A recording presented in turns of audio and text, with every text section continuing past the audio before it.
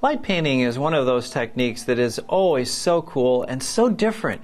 You can never predict exactly what you're going to get, and it'll always be different for every subject. It just gives you an opportunity to get unique pictures that have some impact and really give a little bit of that wow factor. People go, wow, how did you do that?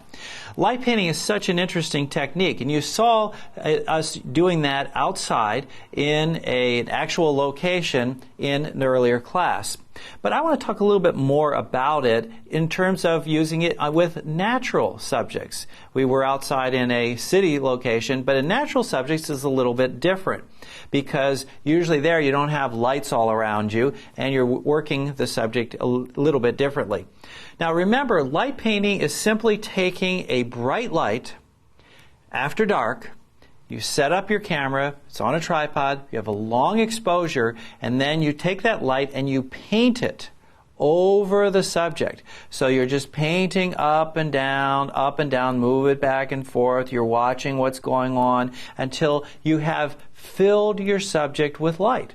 That's basically what you're doing, is you're filling it by painting over that. And you've got to be careful you don't get it too much in one spot because you'll get hot spots. On the other hand, if you have an area on your picture that is getting too dark, if you check your LCD, you've taken the shot, is that you can then spend a little more time in that area on the next shot. But you have to have long exposures because it's very hard. I mean, you can imagine a 10-second exposure and you're going like this, and then all of a sudden the camera is shut and you go, wait a minute, I only did the top of that tree. I didn't get the bottom done.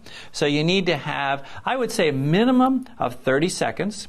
And I like to work longer, a minute, and I know people that will do even longer exposures.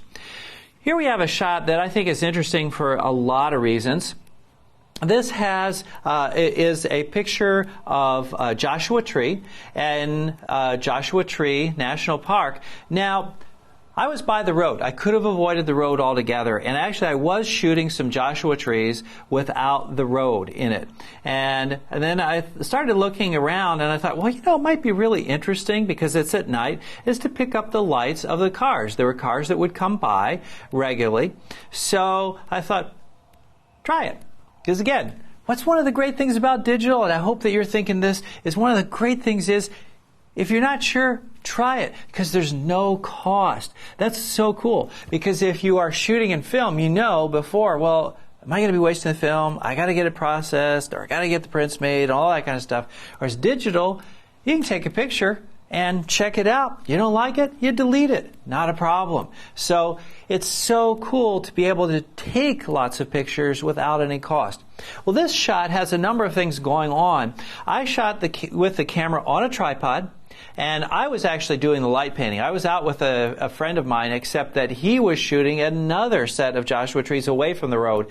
And he, I think, thought I was crazy going back by the road. But at any rate, I knew it was a long exposure, so the long exposure is giving me this streak of light down at the bottom that is from the headlights. And if you see way over there, there's a real bright light. That's where there's a curve in the road, so that the cars would turn a little bit more toward me. You get that real bright light, and then they come streaking by. You can also actually see, if you look closely, there's both white light and red light.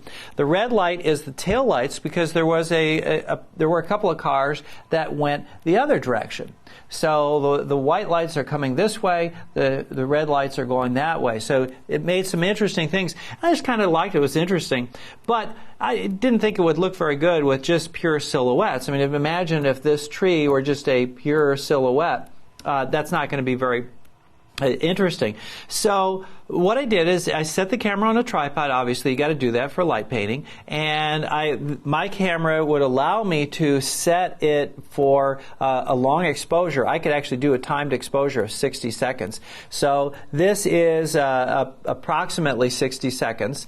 And I have a very strong flashlight. And I set it on the self-timer. So set the self-timer off. I walked over to the right. And the reason for walking over to, on my right, which would be this side for you, is that allowed me to then take the light and go up and down across this whole thing, back, down, up, across, and so forth, and back, and trying to get all the parts of the Joshua tree. You also notice that as I moved across and I came back and hit all the edges, I didn't go out. It looks like I didn't go all the way out to the edges, but actually what's happening there is that the Joshua tree leaves are so dark that you really didn't show up much. And then as I came down here, I didn't go all the way down to the bottom. And there's a little plant down here and some other little plants, and they don't have light.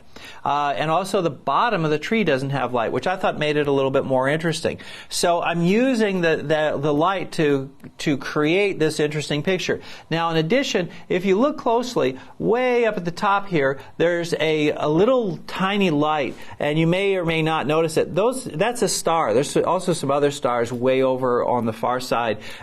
They're not enough of stars to really show up big long streaks. I'm only doing about a 60-second exposure, but they are not pure dots. There's a little bit of a line, but it just creates another little bit of interest to the picture. So what I'm doing again is I'm balancing here the light by using the light painting, but I can get away with it because this is not a super busy road. If this road were really busy, I probably couldn't get this shot.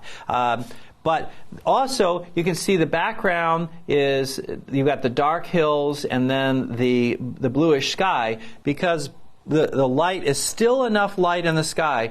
It's well after sunset at this point. I don't remember how long, but really quite a bit of time after sunset. But there's still a little bit of light in the sky, which is not uncommon when you get out in desert locations like this. Makes an interesting picture. It makes a different picture, something that is not just the usual shot of Joshua Tree. And again, it's something that gives people a go, wow, that's really cool. And you can do the same thing, again, if you think of natural subjects. You don't have to have a road in there, just a natural subject. You get out away from the lights and just paint in what's going on there and experiment a little bit with the timing, because you'll change what you see in the sky and you can get some great shots that way.